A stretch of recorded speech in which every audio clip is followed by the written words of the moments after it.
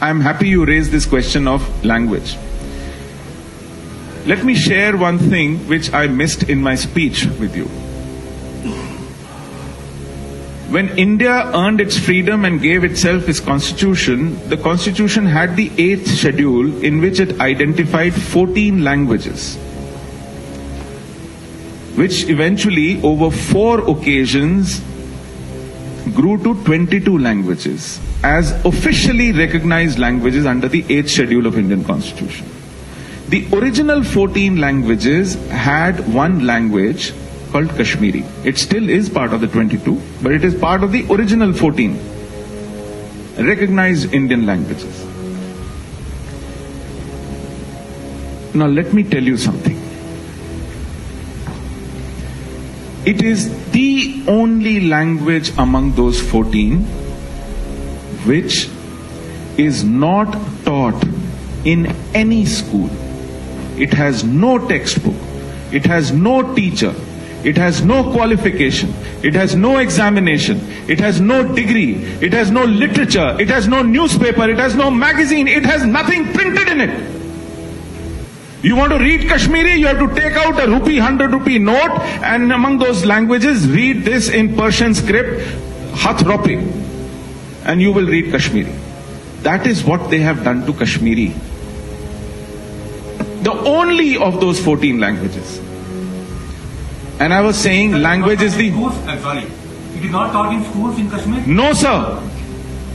Sub-question only, sir. I'm not... No textbook, no school, no degree, no qualification, no examination, no teachers, nothing. No official work. No newspaper, no textbook, nothing. No literature. Why?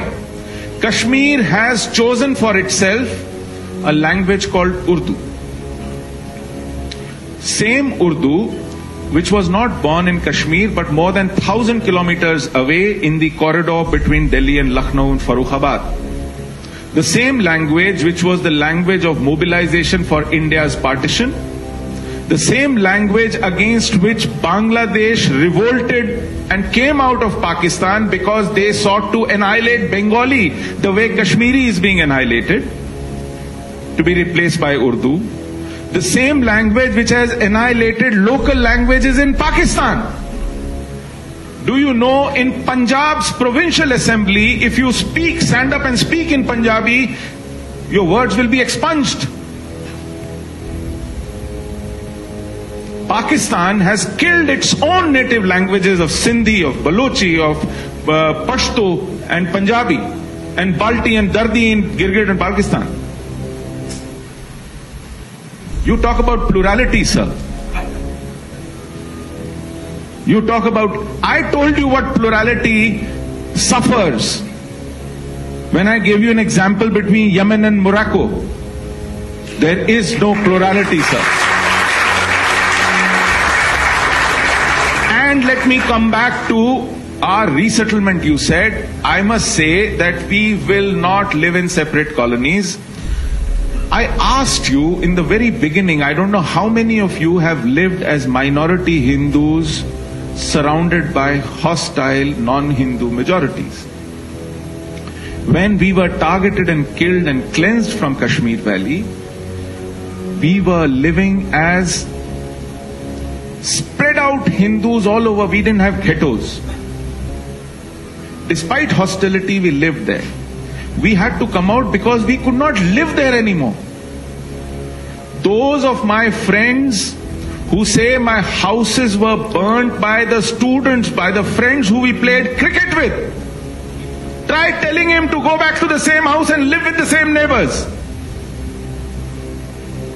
There was an engineer, telecom engineer, Balkrishan Ganju. Terrorists came to look for him. His family hid him in the rice drum at the attic. They searched entire house, couldn't find him, they were leaving. Because in Kashmir, in mohallas, houses are very close to each other. You open a window, you can see, look into another's house. When they were leaving, the lady from the next house called them back. She said, I saw him going up in the attic. Look for him there. They came back, went up to the attic, opened the rice drum, shot him dead in that drum.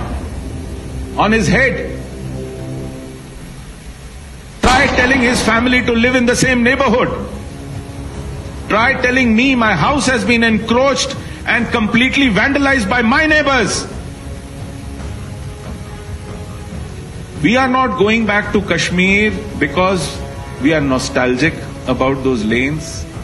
We are not going back to Kashmir because I somehow want to revisit the temples, the holy places, which I really miss going back to. I am not going back to Kashmir because I like the climate, I like the apple, I like the lakes, I like the river. I want to go back to Kashmir because if I live out another generation or two, I will not be Kashmiri anymore. My children will not be Kashmiri anymore. I am going back to relive now as a community, to rebuild my community, to rebuild that identity, to nourish my knowledge of language and literature, which I can do only when I live together amongst my own. Not live as a soft target, not live as a hostage in the hands of jihadis who can turn my neck and butcher me as some kind of a ransom to this country called India. This is what they have done when people return to their villages. What happened in Vandahama massacre in 1998? What happened in Sangrampura massacre? What happened in Nadi Marg massacre? Not even 2-year-olds were spared. Kalashnikov magazines were emptied on children, defenseless children. Because they thought if they returned, then what would we have achieved? It took us great effort to cleanse them all out. And these massacres took place. Because they went back to the same villages to live in the same homes, they thought the worst was over. It is easy to theorize about things.